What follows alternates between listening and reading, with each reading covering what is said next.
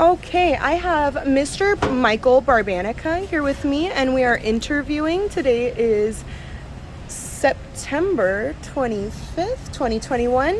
Hi, Mike. How's your day going? Great. How about you? Wonderful. Thank you for asking. Happy Saturday. Thank you. You too. I just have a couple questions regarding your campaign and how your social media account has affected the way the community has received you. Okay.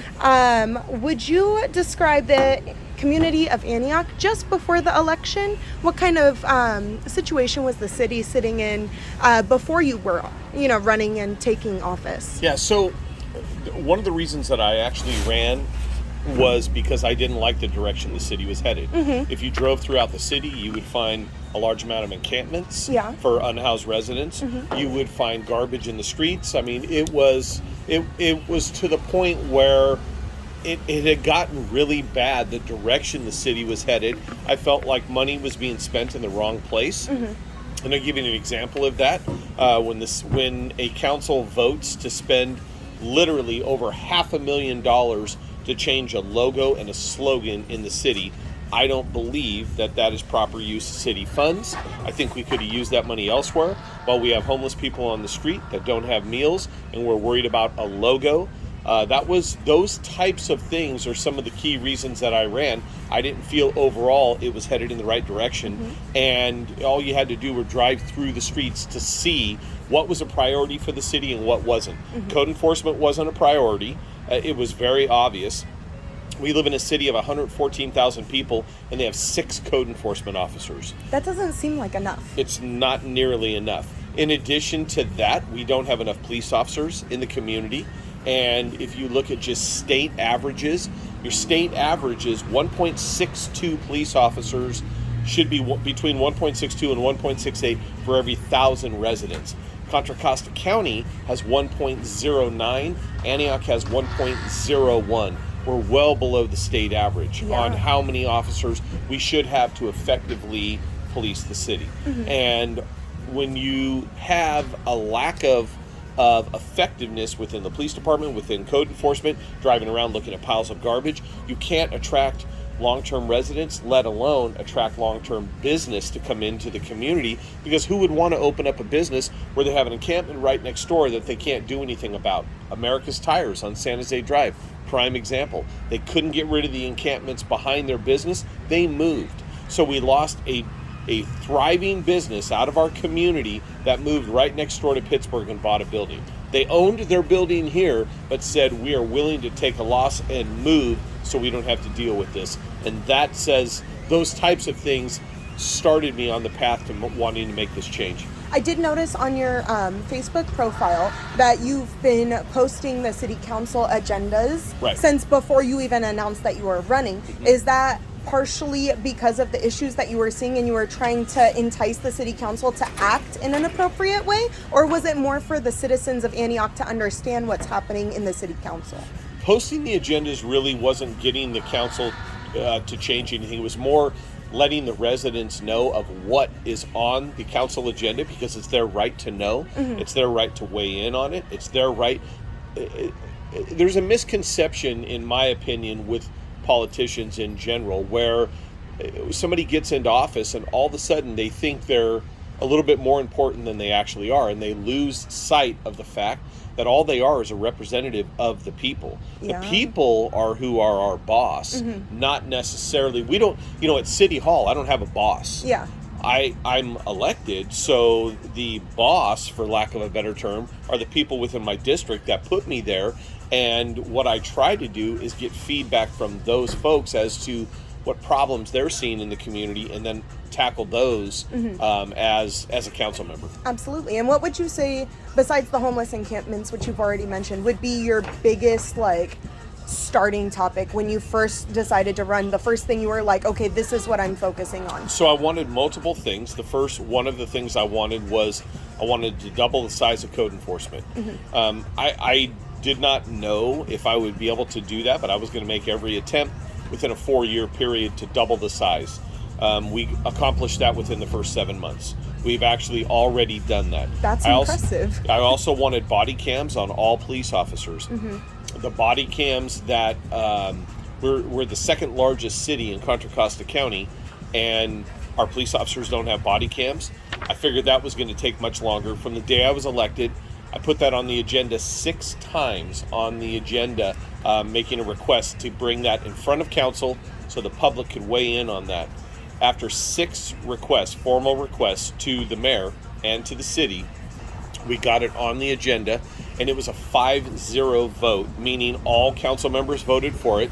We passed the body cams and got actually every officer now in Antioch is outfitted with body cams, and very soon every car will be outfitted as well with cameras. Very nice. And do you feel the community has responded in a positive way to that? That they are more trusting and more open to the police encounters that they're having due to the body cams? I think there were agendas out there, and believe it or not, the same people that have been screaming for body cameras, there's small groups of folks within any community that have issues with certain things. And as a local politician, you get to know those groups.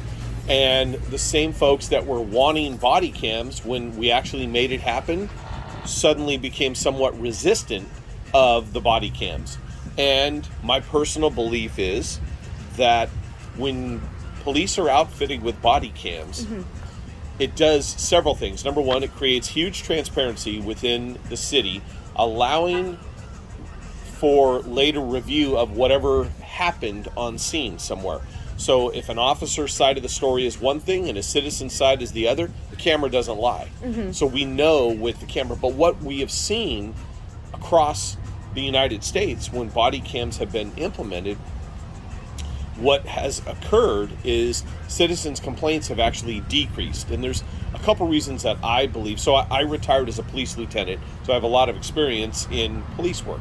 And one of the things that you see that I believe, it's twofold. Number one is officers know they're on camera, so they're making sure that they're within policy. Number two, citizens know they're on camera, so a lot of times things that they may do or say when they're not on camera, once they know they're being recorded, those seem to get tailored a little bit. And third, once somebody finds out that the incident has been recorded, and we saw this happen in the city of Pittsburgh when body cameras were implemented. I talked to the watch commanders in the city of Pittsburgh that actually were fielding citizens' complaints. One of the things they said is that as people would come in and make a complaint on somebody, as soon as they found out the whole thing was recorded on a body cam, an audio cam, a car cam, they sometimes would get up and just walk out because the complaint was bogus to start with. Wow. And so that's very, very common that's been occurring. Yes. That is crazy to me. I Yes. couldn't imagine that on my personal level, but Yeah. So, I really expected body cams taking longer. Within the first 7 months, we had every officer on the pathway to being outfitted with body cameras. So that's done. We did double the size of code enforcement. That's done. We approved the largest project ever in the city of Antioch. It's more than $90 million. It's called a desal plant for I just saw that post last night while I was doing my research. I was like, what is this? Can you explain that? Sure. The desal plant it allows, we're one of the only cities. So the city of Antioch has some of the oldest water rights in the state of California. We're right on the Delta. And so our water rights in this city go all the way back to the 1800s. So what has occurred is as things change within weather, temperature, droughts, we tend to get salt that comes up through the Delta, especially during drought years. Well, what the desal plant actually allows us to do is suck a certain amount of water from the Delta. It's piped up to the desalinization plant, and we can utilize that water as drinking water, so we're preserving water generations into the future for future people that live within this community. It also gives us the ability, in addition to that, as we have an overage on water, to actually sell it to other communities at some point. Okay, to kind of help boost the economy in what we've already got? Well, it's not so much, yes, it could boost the economy, but really is when we go into a drought, communities are hurting for water. Yeah. So it's going to put us in a situation where we're not going to be, hopefully, in the same situation that other communities are in with the massive amount of rationing. And I'm not saying we won't have rationing. Certainly we will have rationing. But our goal was to do this through grants and a settlement that the city, I believe it was a $25 million settlement that the city had between the city and the state of California, utilize those funds, plus some very low interest loan funds that came to the city, and we were able to build or start the project to build this desal plant. And it will, for generations into the future, secure the water for the community here. This will be our kids' that will still be benefiting off of this, because other communities don't have the same water rights that we do. Again, ours go back all the way to the 1800s. Yeah. And so the city of Antioch actually hired a person who is a water rights guru, and this person knows water rights backwards and forwards, and was able to petition the state and allow us to move forward with this desal plant, and it worked out very well. It's going to be something that is a huge benefit to the city, and again, it's the largest construction project a city council has ever approved in the history of the city since 1872, where we authorized a $90+ million project. Yeah, because that's a lot of money to be spending in one place, even for a city, like on that big budget. Right. So one of the things that I noticed on your Facebook page is that you ask for a lot of input and stuff. Have you ever been surprised by the input that you receive, and has it adjusted the way that you view a situation or issue or topic? It has. One of the things that I've done is I've changed my social media over to go to what's called like a one-way posting. Yeah. And what that basically means is my social media is not there for the entertainment of internet trolls. My social media is there to inform the residents of this community of projects that are going on and to get input from them of what they wanted. So you have people that are considered, I'm sure you're familiar with what trolls are. Yeah. You have people that no matter what, they will just be ridiculous in their claims. And I'll give you an example. So I retired as a police officer. We had two officers while I was there that were killed. We had an internet troll actually send us a message saying that they were going to start targeting us on the page or in public comments that had nothing to do with this.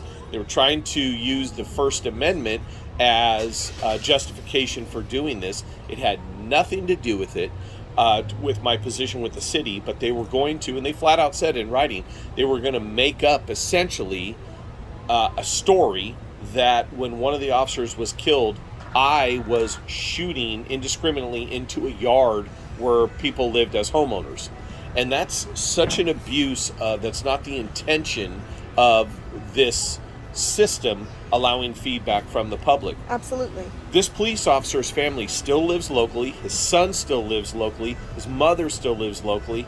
And I'm not going to allow a troll to come on and utilize a public platform to throw it in their face that they've lost their son, their father, and their husband. They don't need that. It's ludicrous. Yes. And so what I did is I sought out an attorney that specializes in politics and social media, and what they recommended and what many attorneys are now recommending that politicians do is to do what I recently did. If you look at my posts now, I will post, but the comments section is shut down.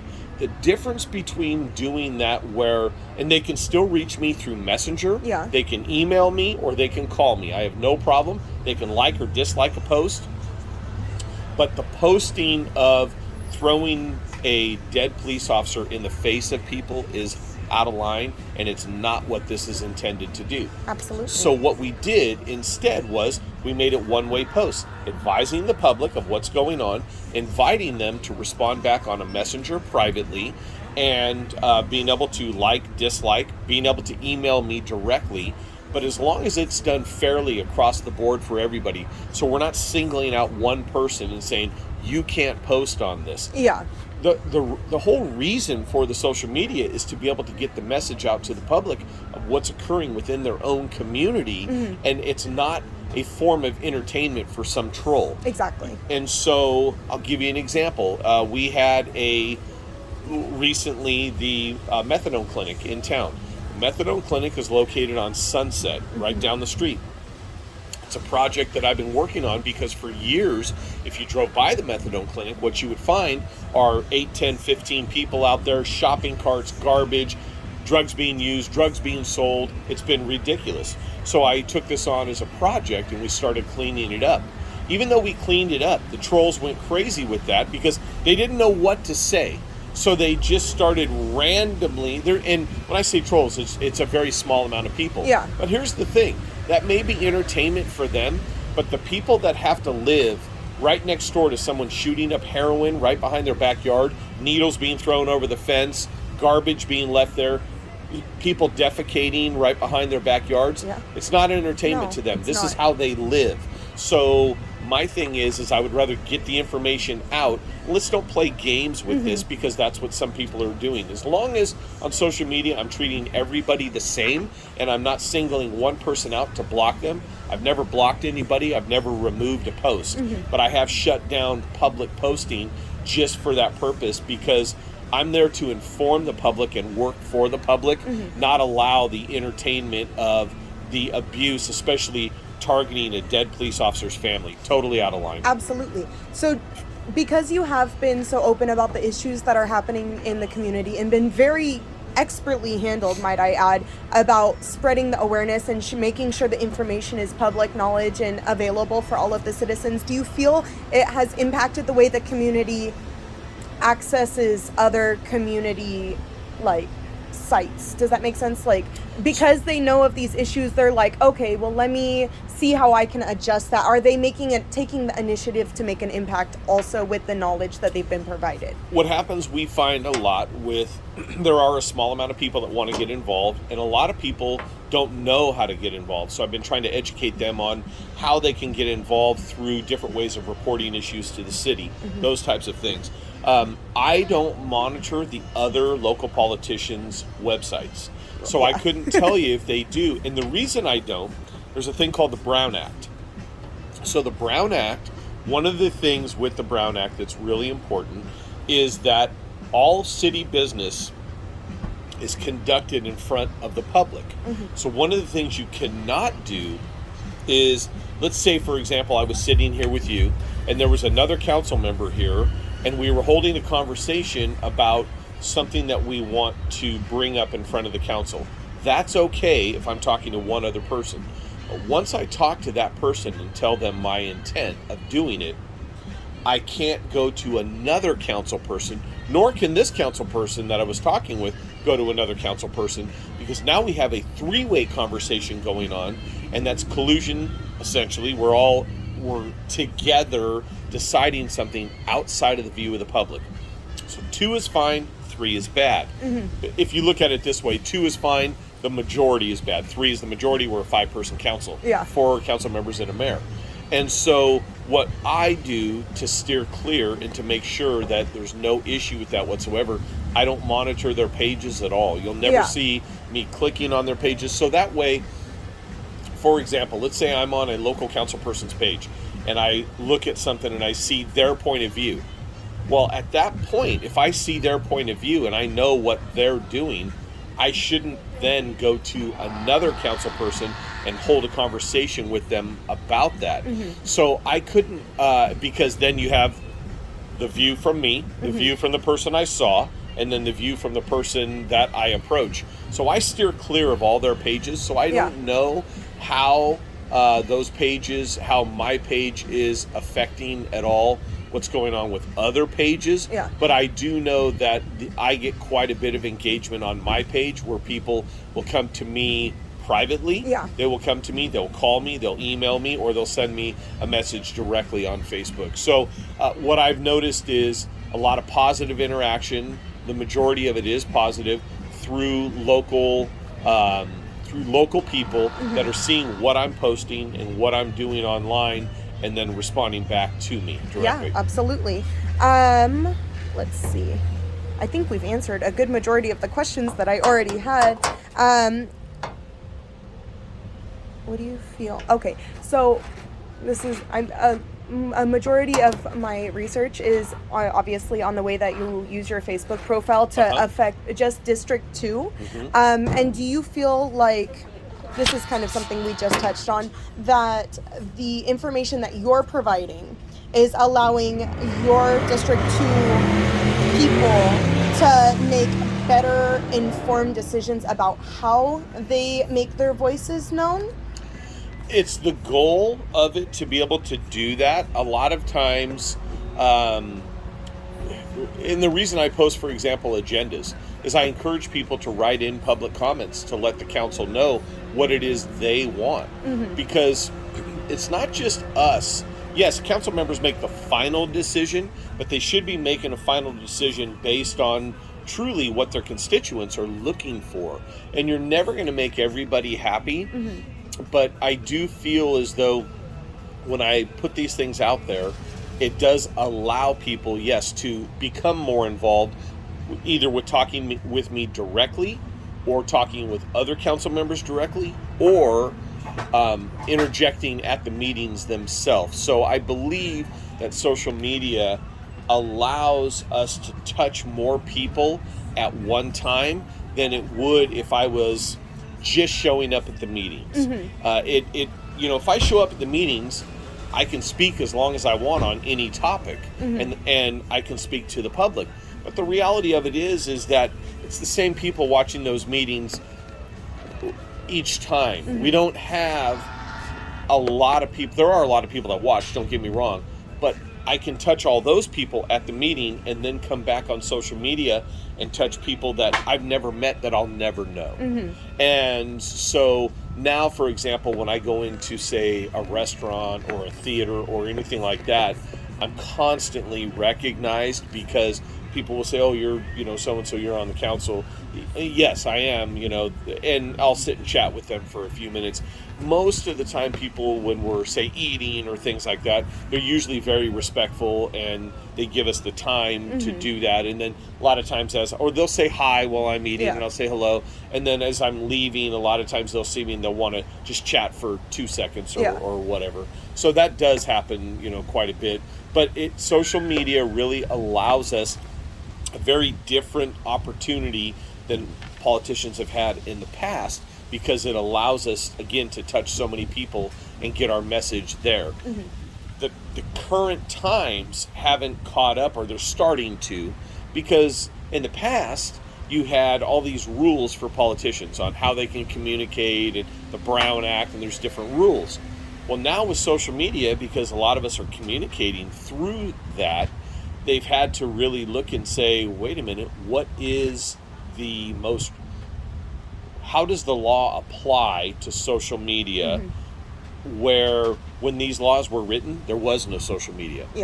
And in the last the last administration, they found that out when President Trump was accused of blocking people on his social media, specific people, because he didn't like their points of view.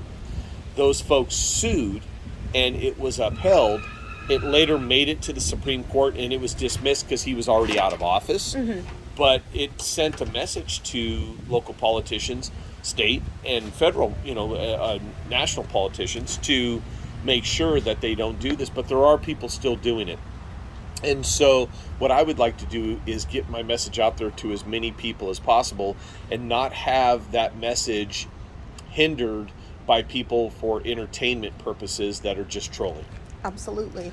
Do you feel, since you have made such an effort, that it has included a larger majority of people than it did when you started? I know District 2 is brand new, just what's the word I'm looking for? Just developed. It's a brand new district.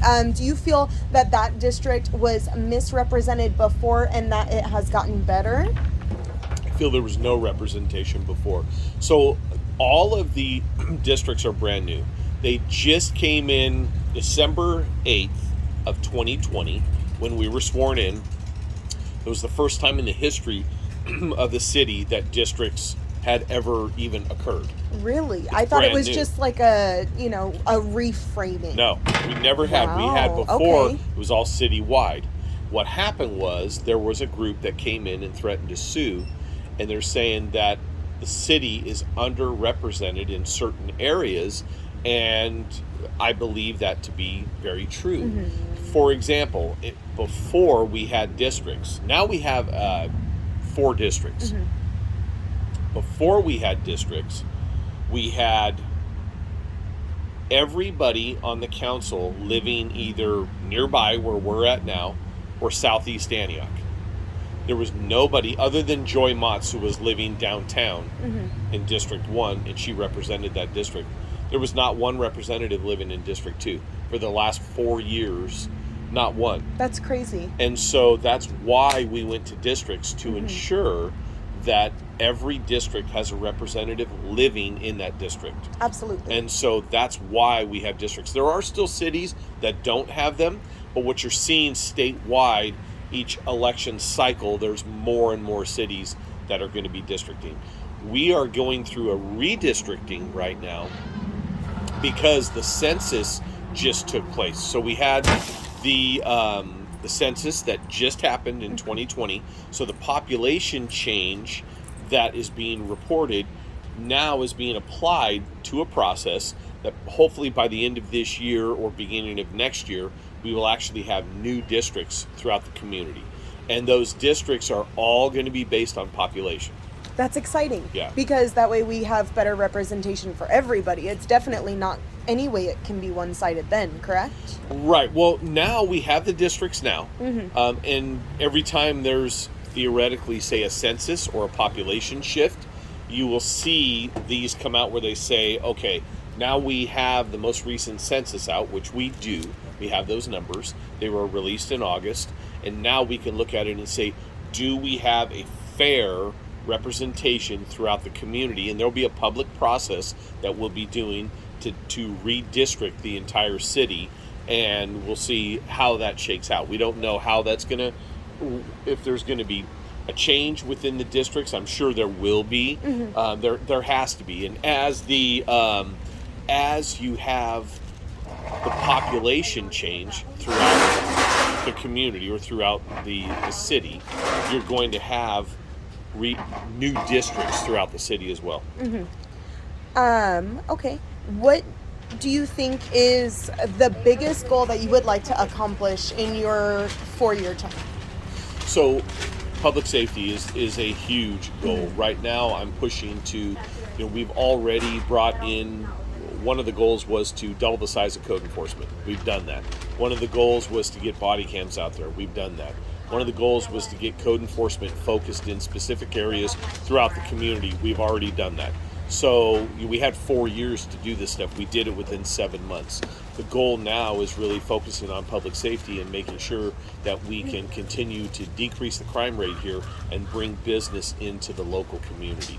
That's really, there's little projects along the way. For example, we just, in the first time in the history of the city, we're the only city that I know of that actually just created a policy or authorized the city to create a policy to have all-inclusive parks where we can have children with disabilities that are actually playing in parks.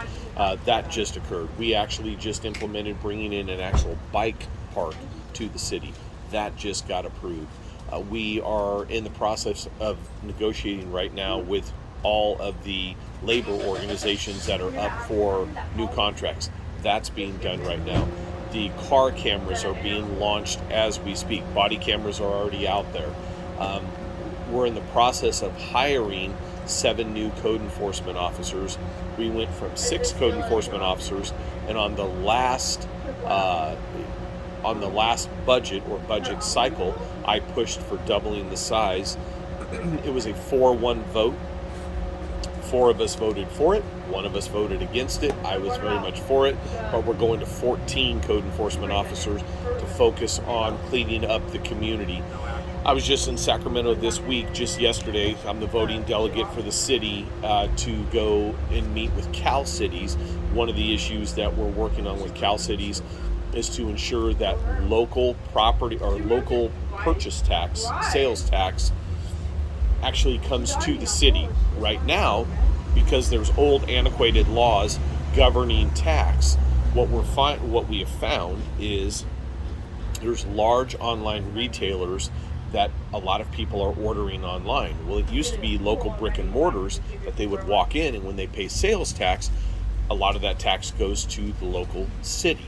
Well, with online shopping, the current laws in the state have not caught up to the way that these laws are actually supposed to be, the way that we would want them to be. Yeah. 90% of the cities in the state of California do not and never will have a distribution center.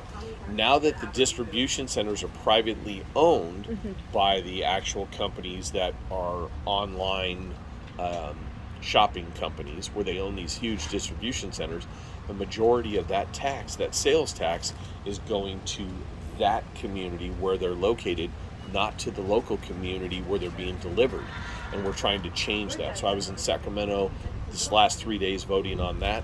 We also are voting on a process where we have, where we're able to take the railroads, who are the cleanup of the railroads, are under the jurisdiction of the California Public Utilities Commission.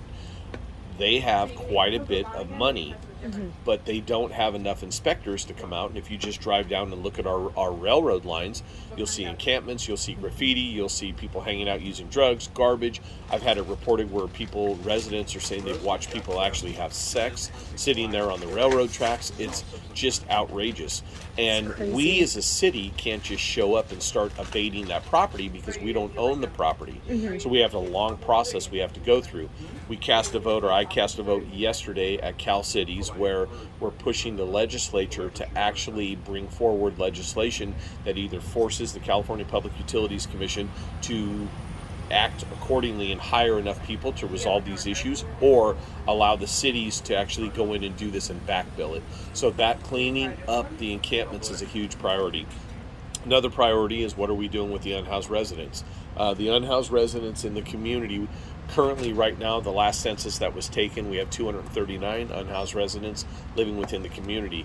I'm pushing for a program where we can actually take state-owned property run by the county that's located in Pittsburgh with all the wraparound services, and devote a block of those rooms there at the old Motel 6 in Pittsburgh. Okay, yeah. Devote a block of those rooms to Antioch residents, where we can, for a fraction of the price of what it would cost to have our own program, actually bring residents there and help them get into long-term bridge housing. So that's another project I'm working on right now. Very nice. And what does the time frame look like for what you were just in the Capitol working on? Is that something that we have to wait a long time to see before? Easily, no sooner than probably a year. Easily, no sooner than that. It's too bad they don't move as fast as you. Yeah, it's a very slow process. It is. It's very slow because you have to actually have somebody sponsor that from the legislature. Really? It goes through committee. It goes through a vote at the legislature. Ultimately, it ends up on the governor's desk. The governor may or may not sign it. So those are key issues. Interesting. And I'm surprised that the railroad companies don't have more inspectors for something like that. I mean, they've got... Well, it's not the railroad themselves. It's Public Utilities Commission. Okay, Public Utilities. The California Public Utilities Commission are responsible for that, and they just don't have enough personnel to do it effectively, yet they have the money to do it. So the city's stance through Cal Cities is, we want you to either do it and hire the amount of people, or allow us to do it and back bill you for it. Which I think is a fair option. So the community is not out that money. It's not fair that our taxpayers should pay to clean up the railroad tracks. Exactly. What should happen is the people that are responsible for it, if they can't handle it, it's fine. We can, but we shouldn't be paying that money. Absolutely. That makes total sense. Let's see. I think we've covered pretty much everything. Okay. Right? What kind of hesitations have you experienced from the community regarding your specific stance on hot topic public policy issues? So generally speaking, there are people that, for example, when we implemented the body cams, there were people that fought the body cams, that didn't want body cams, which it was a very small amount of people. and they were not necessarily against the body cams. They didn't like the policy that the police department had put forward. And so our issue was, get the body cams out on the street. We can always adjust policy, but we spent hundreds of thousands of dollars on body cams, and they should be out on the street, which they are now. Yeah. So we saw a small amount of people. That, for example, there's a police oversight committee. I did not vote for the police oversight committee. I believe we have internal policies that, if they're done right, can oversee what's going on through independent investigations. We don't need in my opinion, a bunch of people that have absolutely no training in law enforcement whatsoever judging how a domestic disturbance complaint was handled. Yeah. They've never done it. They don't know, and so that can be very dangerous. And if you start pushing that too far, what you're going to start seeing is not that officers don't want to be held accountable. They should be held accountable, but it's got to be done in the right way.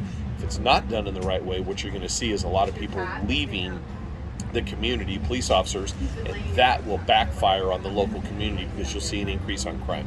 Absolutely. Okay, perfect. And any last comments you'd like to leave? No, not at all. Awesome. Yeah. I don't have any more questions for you. Okay. Do you have any questions for me? No, I don't. Okay. No. Thank you for your time, Mike. I You're really welcome. appreciate it. Absolutely.